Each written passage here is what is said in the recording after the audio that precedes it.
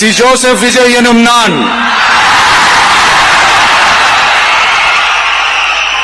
தமிழ்நாட்டு அரசின் முதலமைச்சர் என்ற முறையில்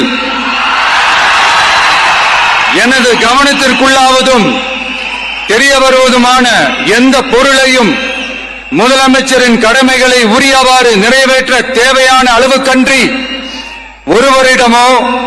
பலரிடமோ நேர்முகமாகவோ மறைமுகமாகவோ அறிவிக்கவோ